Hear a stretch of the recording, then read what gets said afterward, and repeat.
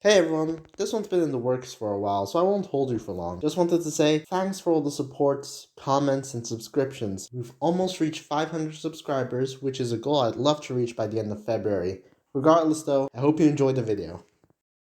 I'll be analyzing Mao Mao's past relationship experiences and how they shaped one another, with a particular focus on Tanya Keys, as there's a lot of mystery surrounding her and Mao Mao's relationship. First, let's start by going over Bao Bao's betrayal and the extended impact it had on Mao Mao as a person. A brief recap for those who forgot: in his teen years, the duo traveled to a cave which contained a magical amulet with the ability to display a wearer's most treasured memory. As the pair were leaving the cave, a monster began chasing them. The exit to the cave was sealed off by a large boulder, so Mao Mao lifted it to provide an escape path for Bao Bao. The dog suddenly left, taking the amulet with him. When Mao Mao attempted to leave from under the boulder, it slipped out of his hand and crushed his tail, shattering the bone in the process. However, the context of later scenes suggests that Mao Mao's tail was not ripped off by the boulder itself. How does it feel to be trapped? Trapped like I was! Thus, as morbid as it may sound, it's likely Mao Mao had to slice off his own tail and crawl his way back home after the betrayal itself. Just something to think about. In reality, we know Bao Bao was simply distracted and meant no harm. In Mao Mao's eyes, this was a malicious betrayal from the only person he could rely on. It's important to note that Bao Bao essentially served as Mao Mao's emotional pillar when they were together, as previously discussed in my Lonely Kid video, which you can find in the description of this video. So take a moment to imagine how Mao Mao must have felt after the cave incident, where in his eyes, the one and only person he could trust ran away when he needed him the most. Though Bao Bao obviously didn't consciously betray Mao Mao, what matters in this particular case is that Mao Mao thought he did. In his eyes, his best and only friend betrayed him. Obviously, an event like this would leave deep and lasting emotional scars on a person, and Mao Mao is no different. A fact which the episode itself depicts with its very first scene, where Mao Mao recounts a past battle where he defeated an army of cyber lizards. While this did actually occur, he was proven wrong in regards to their motives. He assumed malice from their actions, while in reality, it was simply a misunderstanding. With Badger Klops' comments and the way that the story frames Bao Bao's story, it seems to hint at the idea that this is a common occurrence in Mao Mao's life. A level of distrust that remained after the scarring betrayal from his best friend. Introducing the accurately named episode Meet Tanya Keys, Tanya swiftly revealed to the background of our protagonist, referring to him by the pet name Mittens throughout the episode. She has him about as flustered as he is infuriated by her constant teasing, playful attitude, and complete disregard for his authority as a sheriff. I can have you behind bars for this! I'd love to see you try. I'd like to note that "I'd love to see you try" wasn't just her teasing him, it was an actual invitation. Soon after this, she reveals that she's captured Badger Klops for his bounty and is planning to turn him in for his past crimes unless Mao Mao manages to catch her.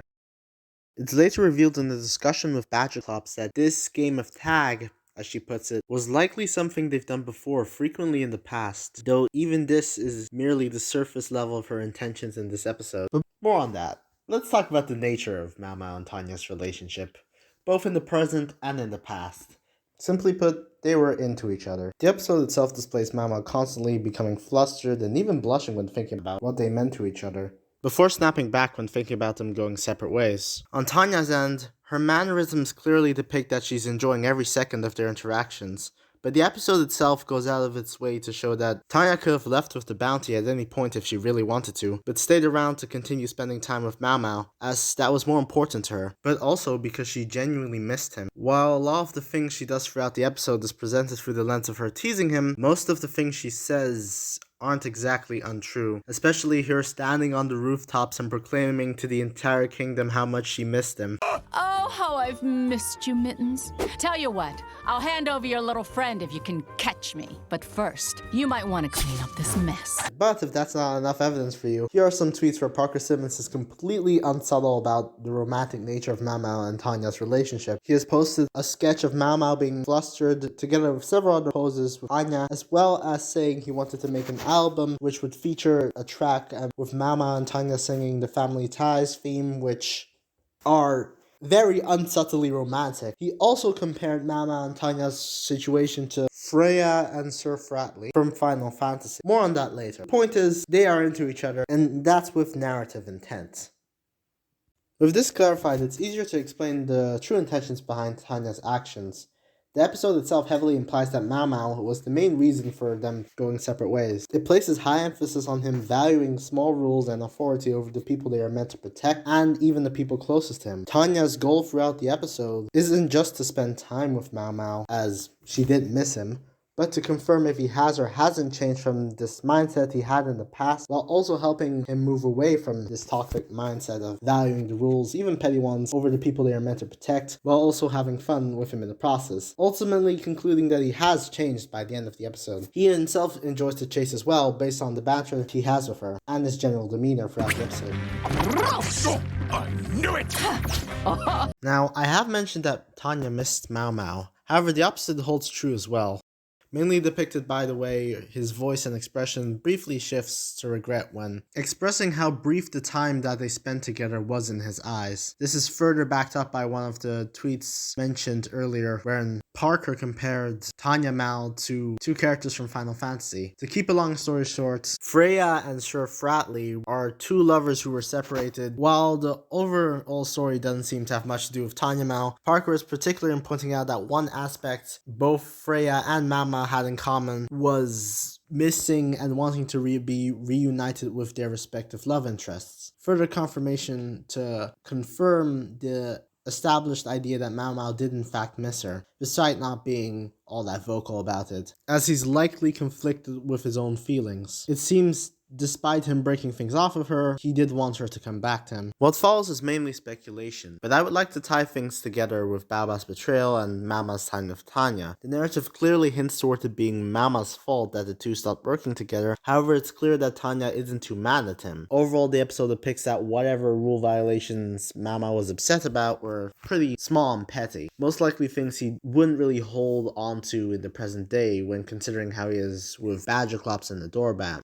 Mao Mao, at that time in his life, was likely relatively fresh off the loss of his tail and Bao Bao's betrayal, as it's not hinted that Mao Mao had any other allies before Tanya. He had nothing but his family's code and his goal to become a legendary hero during that time, after having lost everything and still being ostracized from his family, so he clung to it religiously, which he still does until Sugarberry Fever. However, let's say to a greater extent back then. After meeting Tanya, Mao Mao likely found himself being able to make a genuine connection for the first time since Bao Bao's betrayal, being presumably his first genuine friend after that traumatic event. To further this, it's clear Mao Mao possibly felt feelings he's never felt before in his life, so her going against the rules likely scared him because of how closely he believed in them. In his mind, if she wasn't loyal to the law, how could she be loyal to him? Wanting to avoid another Bao Bao situation, he chose to break things off preemptively before he could be betrayed or emotionally shattered again, hurting Tanya in the process, but above all, hurting himself. This final point is further proven by the emphasis put on Mao Mao's loneliness before meeting Badgerclops, which was brought up in the episode Breakup. To conclude this video, I'd like to go over a brief timeline of how I imagine Mao Mao's relationships and partners to have been. From birth to about the age of 5, his only friend was a literal sword, Geraldine. At around the age of 5, he met Bao Bao, and he remained his only source of constant love and affection until well into his teens. I personally presume Bao Bao's betrayal happened when Mao Mao was in his late teens, as he stated that it made him lose his innocence, so it makes sense if it was around 18 to 19, around that period of his life. Following this would be a period of loneliness where those negative emotions and loneliness festered. Then he ultimately meets Tanya Keys, and they remain together for long enough for him to form a strong mutual romantic interest with her, but for a short enough time that Mao Mao considered it too brief. Mao Mao then spent another long period of his life on his own, to the point where the loneliness is a genuine, deep lasting effect on him. And then seemingly having learned from his experience with Tanya and being driven by that loneliness, he jumps at the opportunity to recruit Badgerclops, now wanting a friend. They have adventures together for quite a while before arriving at Pureheart Kingdom and meeting a Doorbat. And the rest is history.